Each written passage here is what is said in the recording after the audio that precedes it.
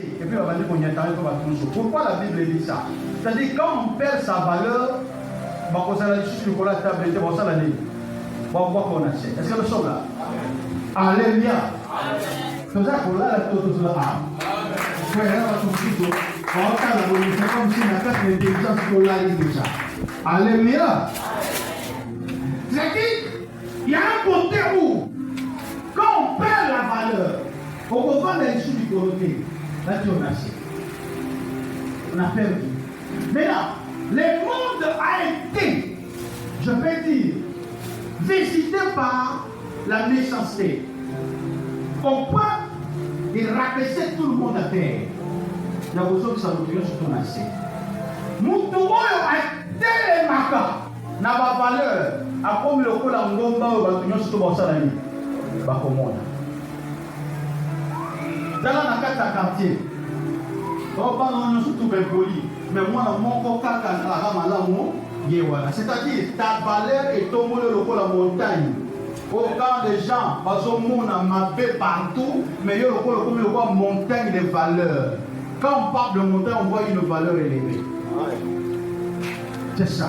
Alors les diables, il dit que je viendrai construire ma maison sur une montagne. C'est-à-dire, tu sais que tu as de l'éternel, c'est là où le diable a prévu son programme. Il dit, je viendrai par là pour construire. Mais quand le diable vient, à quoi Kolongolo va donner aux anamotés? Jamais. À Kolongolo peut pas grâce aux anamotés. À quoi Kolongolo a dit? Est-ce que nous sommes là? Ce que l'Éternel a donné, Moutoumoko jamais à Kolongolo, à Kolongolo. Mais qu'est-ce que le diable viendra faire? Hier, quand il y a un à dévier. Et comme c'est ça, construit sur la montagne de l'Éternel. C'est-à-dire, il prend une sagesse et comme une ruse. Pour toi, quand tu as sauver Bakou, mais il s'est transformé comme une maille et ma belle pour la détruire. C'est ce que la politique utilise souvent. Et surtout la politique au Congo. Au Congo, quand tu es très intelligent et que tu parles bien, les vrais menteurs devant le Père. Non. Bien ma campagne mozo là, est-ce que vous savez qui porte parole là? Il y a gouvernement est cherché à nous. On a dit. Mais quand vous tirez pas le pas, ceux qui l'ont dit et l'obéliné qui nous l'a choisi pour le monde ils sont tous.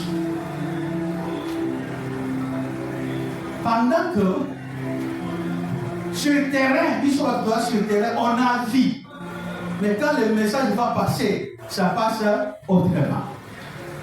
Donc, on a pris juste là où tu es fort, mais pas pour construire, mais pour détruire. C'est ça le programme de l'ennemi. Est-ce que nous sommes là? Alléluia. Et qu'est-ce que le diable a fait? Il est allé chez les enfants d'Israël qui s'étaient appliqués à comprendre la loi de l'Éternel et enseigner cette loi. Comme ils savent au point que, docteur, mais la loi comme pour les faibles, mais pour eux, loi est aussi ma parole de soutenir. On voit que quand Jésus est venu, il dit hypocrite. Hypocrite, pourquoi? Vous prenez cette loi à la place d'obéir à cela, mais vous allez l'infliger sur les autres. C'est comme si Bangondi va subir en haut et l'unité. Les jours où ton enfant est malade, les sabbats, tu te lèves pour aller chercher la solution. Et quand c'est quelqu'un d'autre qui est malade, les sabbats, vous ne pouvez pas les guérir. Parce que ça va changer forme et loi. Mais si on va tout sater, mais il faut ça la ligne. C'est ça le diable. À comme ici, quand Jésus est venu, à regarder, il dit, oh, ils sont des aveugles. Pourquoi bénir les aveugles? Ceux qui ont la connaissance, c'est les aveugles. C'est-à-dire qu'ils ont perdu le bon sens. Est-ce que nous sommes là? Ils ont perdu le bon sens. Bien aimé, les plus grands péchés que le diable cherche à t'avoir, et ça, dans mon terme, il remet à ma sama. Comme la massanga, impudicité.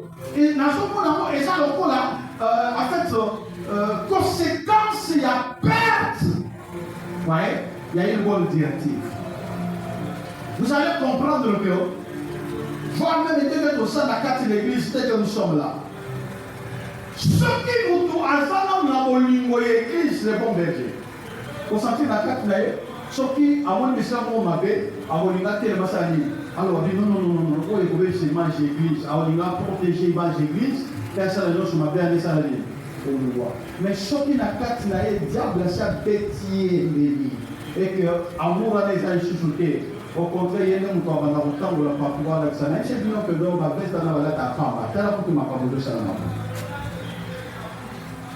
Quand l'amour est frappé par l'ennemi, donc même celui qu'on appelait ma chérie, mon chéri,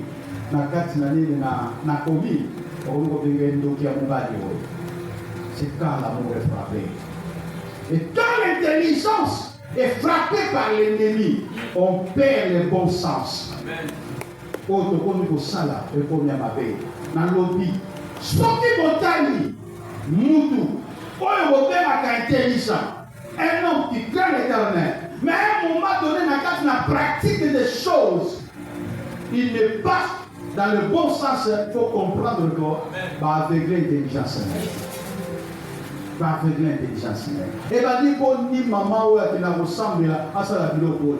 Et va dire qu'on ni papa ressemble à ça la vidéo. Et va dire qu'on ni de quoi ressemble à comment tu as niveau. Ça dit quelque part, le diable a attaqué là où on ne pouvait pas croire. Puisque ça a la force des noms, on en a attaqué. Regardons aujourd'hui des pasteurs, des serviteurs. Quand tu regardes comme ça, aujourd'hui, pasteur a beaucoup à un niveau, on dit, hé, a beaucoup à un niveau, pas docteur à l'époque des pharisiens, diable pas ça à dire, comme ça, on a un niveau. Pour ça, la Bible, quand vous verrez ça, que c'est lui qui lit la Bible, fasse attention. Vous faites très attention, c'est par là où le diable attaque. L'intelligence aveugle, c'est la perte du bon sens. L'intelligence aveugle, c'est l'arme que le diable utilise. Avant, nous avons un niveau, il y a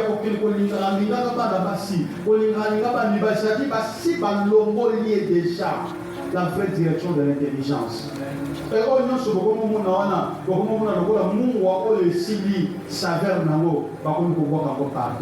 les diables, quand il vient et récupère déjà la vraie intelligence, le vrai sens de la vie. On a un frère, nous on avait un frère à Kinshasa. Ces frères ont prié avec à l'église. Tout le temps pour la l'église, c'est lui qui nous apprenait les choses. Mais écoutez ce frère-là, les jours où il est allé, les diables l'ont attaqué. L'a mis à terre. À Komaki, sur la ligne de Kingasen.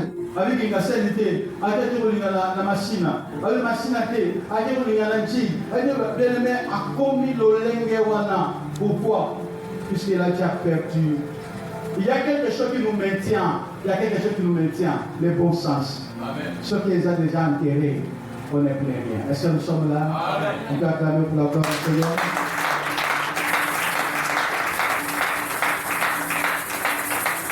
Des Pierre, chapitre 1er. 20 à 21. Écoutez ce que dit la Bible.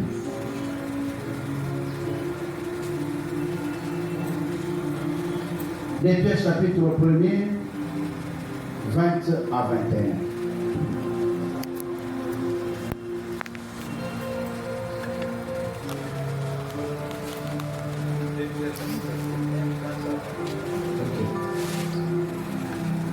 Sachant tout d'abord vous-même aucune prophétie de l'écriture ne peut être un objet d'interprétation particulière. Ce que nous devons savoir, nous, les enfants de Dieu, et c'est que ce n'est pas ça la débat, c'est que la prophétie de l'écriture, Bible aussi dit, ce que ça n'est pas comme c'est comme ça la débat, que cela ne soit pas un objet d'interprétation particulière. Ok, alors? Car ce n'est pas par une volonté d'homme qu'une prophétie a jamais été apportée, mais c'est poussé par le Saint-Esprit que des hommes ont parlé de la part de Dieu. Ce n'est pas par une volonté, donc une prophétie n'a jamais été abordée. Nous devons comprendre quelque chose. Bien aimé dans le Seigneur, écoutez, les premiers points à comprendre, ce qui diable a banni pour menacer déjà l'intelligence. Au moment où on a poussé, on va interpréter l'écriture à ta faveur. Et l'eau qu'on a que tu sois pasteur ou pas, si tu sens que au salut m'a paix, mais tu commences à chercher dans la Bible des versets pour trouver l'interprétation particulière que bon va m'appeler naïo. Faites attention. Faites attention. Là, le diable est déjà à la porte. Il est en train de te visiter déjà. Tu comprends? Aimé dans le Seigneur, écoutez, mon soka sali ma paix. Première qualité naïe, soka a posé à restauration. Les amis qui disent ça. Amen. Même devant l'Éternel, même devant les hommes. Alléluia. Donc s'il faut qu'on dise oui, Nasali, ma paix. C'est ça l'humilité là. Mais ce que l'on dit, au sali ma paix. Quand deux ou trois personnes vont aller là-bas, Dieu qui n'a pas été dans la télévision, beaucoup de choses ça m'a fait pas mal. Non, pas beaucoup m'a fait la dimension à laquelle, d'ailleurs la Bible dit, mon serviteur tombera cette fois. Eh, on convie déjà dans au Bunga. Ce n'est pas à toi de définir comment la grâce viendra te restaurer. Jamais. Toi, tu définis juste le chemin du retour vers le Seigneur.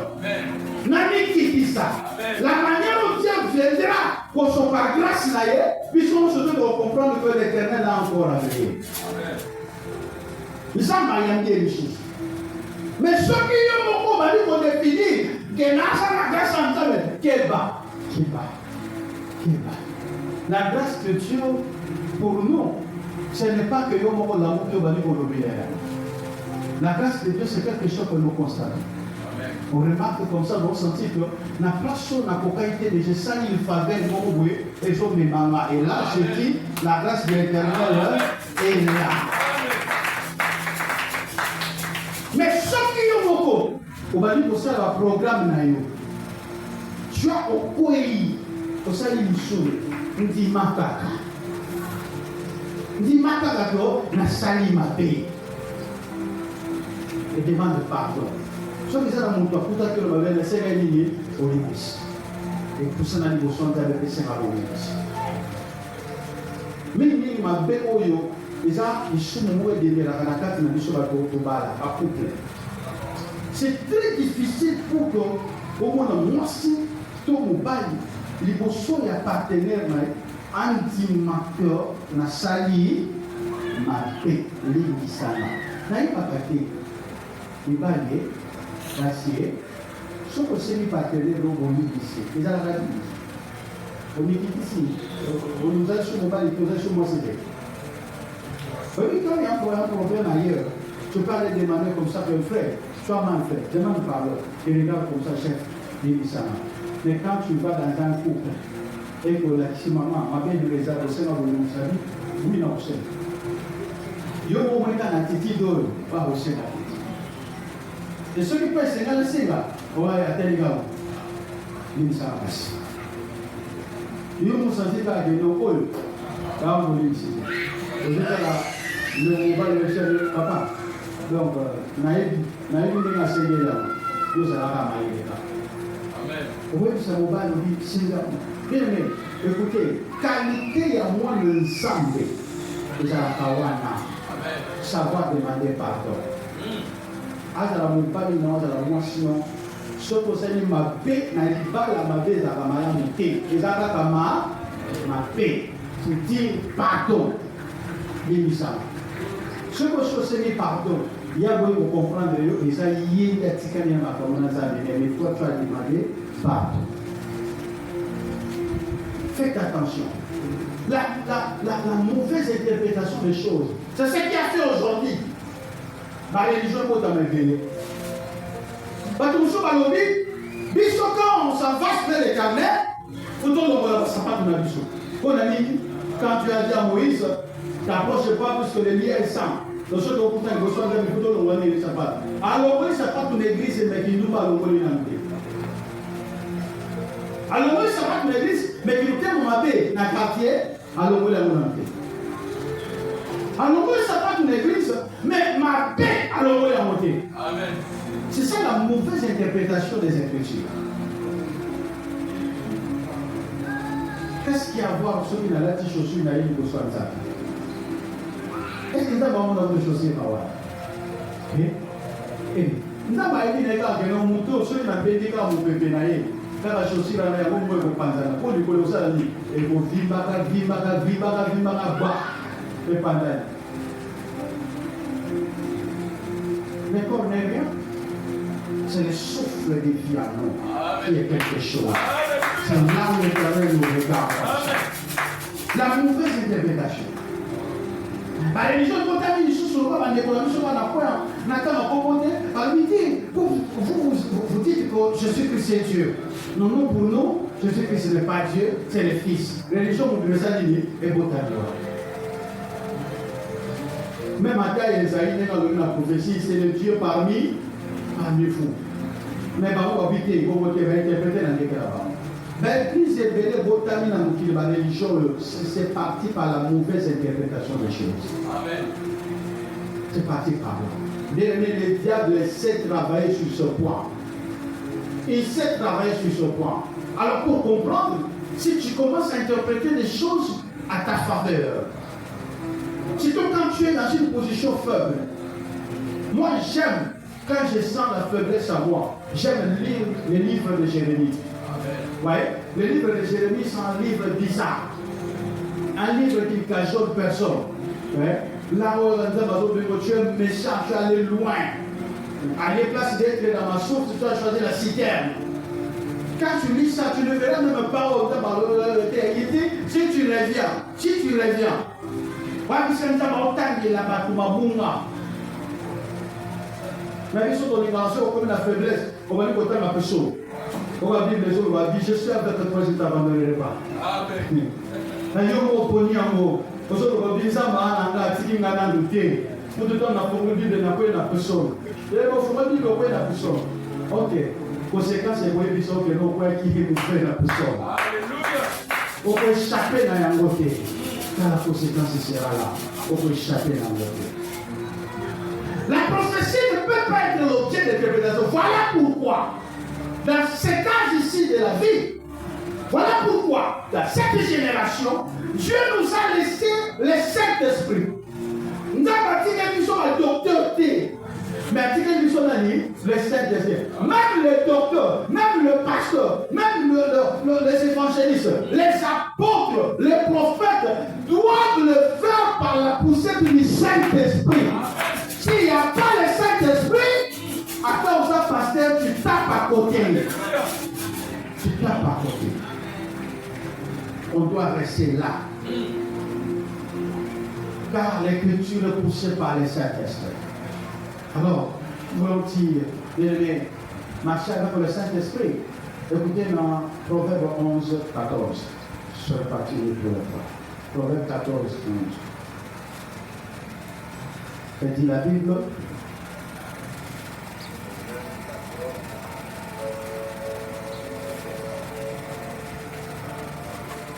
La maison du méchant sera détruite et la tente des hommes doit brûler.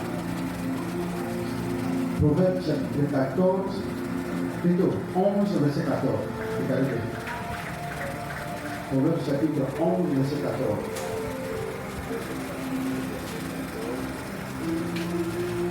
Dans la prudence des défauts, le peuple tombe. Ok.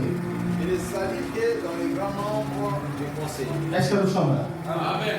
Ce qui vous quai déjà les sous va te voir au Moto n'a pas de libala naïe si longtemps dans le toyo avec des sacs partout. Moto n'a pas de là. Et là, on s'en va pessier, il faut amiquer des sacs partout. Partout à Zokene. Il ne sent pas le privilège, mais il sent que je dois obéir pour accéder à ça. Est-ce que nous sommes là? Est-ce que quelqu'un a compris? On ne sent pas le privilège, mais je sens que quand c'est ça. C'est ça que je vis. Écoutez, moi quand je viens, je n'ai dit que je suis pasteur. Mais à tout moment, ceux qui n'ont pas mon pensée à mon dit, je ne me dis pas que j'ai le privilège d'avoir mon pensée d'ailleurs. Je me dis, puisque l'Éternel s'est manifesté dans la personne là, voilà, c'est-à-dire, hier à tel niveau, je suis pasteur. Est-ce que nous sommes là? Amen. Il a regardé que je suis pasteur. Écoutez, bien aimé, et elle n'a pas tout sous Bazak, juste pourquoi? Puisque ma monique est au temps de la Amen. Là, je dis ce que va. Les jours où on perd les environnants, nous recevons que nous avons un privilège à côté de quoi. Nous, on sent que, comme je suis devenu pasteur, si on a ça dans la bêtise, puisque lui a déjà accepté, il sait déjà comment mon Dieu se manifeste. Il a dit déjà que mon Colombien a un problème, j'étais allé, je priais, et Dieu s'est manifesté. Il a dit grâce à nous, il a dit en haut. Et ceux qui n'attendent pas ma paix, vont comprendre. Mais il y a tout mon sous et ils ont fait ça le miracle. Et on est pas à faire bien. Mais à faire bien, il y a un monde que non, tu es un modèle pour l'aller. Tu es un modèle. Amen. C'est un somme là. Amen. Alors, Balobi a envoyé. Alors, dit que ceux qui vont quitter les gens, ils sont soudés, vont quoi. Mais Balobi, l'opico est dans le grand nombre de conseillers, c'est-à-dire que le premier conseiller de la vie que Dieu nous a donné, c'est qui? C'est le Saint-Esprit. Est-ce que nous sommes là? Maintenant, il dit quand tu tombes, la première des choses que tu dois chercher, ne cherche pas à te donner des conseils toi-même, mais cherche aussi à écouter les autres. Sois humble, cherche quelqu'un, dis-lui la vérité, que voilà, je suis tombé. Voilà, j'ai perdu ça.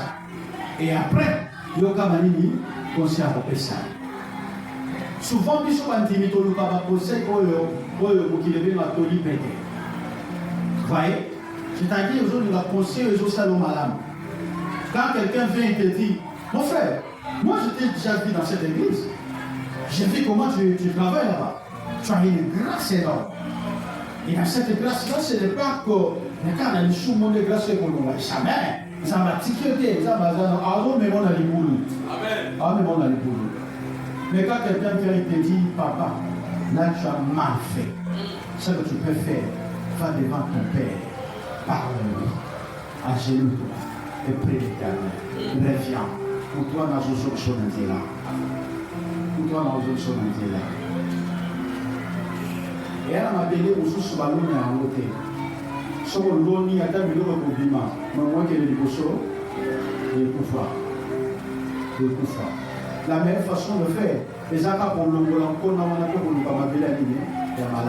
c'est ça le conseil. Le conseil est que tu es déjà sur quelque chose. Les gens m'appellent à ma paix. Et quand quelqu'un fait tout te conseiller, il faut ça aller. Pas dédier au kuna, pas l'ongolo de Sikawana, qui va mener au Skamusoso. Mais lui, que tu as placé pour te conseiller, il vient avec une intelligence de comprendre que dès que l'on peut s'embellir, on a pris pour la sémence, on a qu'à ça. On a qu'à aller ici, ça nous secoue, puisqu'on a reconnu ça la ligne, et bien malicieux. Les chrétiens, on doit accepter aussi la conseil à la vie au pays. Et là, vous n'osez pas la mission à chrétien, l'olendo. Et surtout quand tu sens déjà qu'en face de toi, autant la déjà moto, il y a la dimension là, on a comme la roue de la roue de Gaël. On a encore 3 heures sur notre famille concentrée hier avec le matin. Écoutez, pour le conseil, maman petit rien du tout, il peut te conseiller. Maman petit rien du tout, il peut te dire quelque chose. Mon père, à la fois, m'a appris. Il dit, écoutez, quand tu marches sur le chemin, sois très attentif. Puisque l'Éternel peut te parler même par une feuille morte. Vous voyez, pour le loup dans les volets, c'est peut-être un langage de l'Éternel. Je peux te parler. Au côté de la carte, il y a un monde qui va au pays. Pour critiquer dans le spiritualité. Si l'Éternel peut passer par vous, toi, au monde avec ce madame, il dit quelque chose. Et ça, il y a l'obité, c'est Dieu qui est passé par là. Pourtant, alors que l'on a ma voix, nous sommes comprendre l'idée. Amenez à ma voix. L'éternel peut passer même par le football, peut passer par une image, peut passer tellement aussi au Wakaye, à la nuit matin, c'est magique. Comme la question quand même de non comprendre la taille des choses au Robouni. C'est ça avec l'éternel. Bien aimé, l'éternel nous suit partout. Il faut tout comprendre. Il faut y avoir des conseils. La tétitesse, c'est parmi les éléments et les marabis sont déjà dans les lois. Moutosora Lina Koufa. Et ça, nous doit nous agir sur la posture à la croix de la première année. Alors, moi, ça, je dois éviter les marabis. Sauf que mon amoté, je voudrais te dire ça. Au moins, mon chouchou avant Koufa, à routine, on va le dire qu'elle est sommée la main au secret. Le temps où il y a sa nuit. Faites attention. Les gens vont partir de nous sur comment on va éviter tout. Il y a éviter le problème. Éviter le problème de yonder au compte des problèmes. Je refuse des conseils. L'intelligence aveugle, c'est cette intelligence où il va dire ce qui nous doit perdre le bon sens des choses. C'est ça l'intelligence aveugle. Et c'est que nous devons comprendre, bien aimé. Ce n'est pas simplement puisqu'on parle de ça, mais ça c'est une arme puissante que le diable utilise. Avant, moi ça va dans il y a toujours un aveuglement quelque part. Il y a un aveuglement quelque part. Souvent les diables sont à l'île où on peut bien dans le coup. À quoi on vend le cas de défaut et on va dire qu'on vend, il peut na monter mon pour se supporter et finalement le but n'a jamais été mais quelle musique. Parce que nous sommes là. Acclamons pour la gloire de Dieu.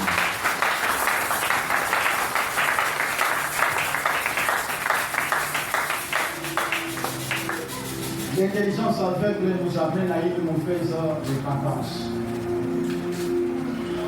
Tellement que tu vas amener les choses à interpréter ma cause. Dans lesquelles nous pensons et c'est quand même loin des choses. Loin des choses. Et là, nous voulons prier. Car on a quatre ans. Tu es dans un péché quelconque. Mais ce péché-là,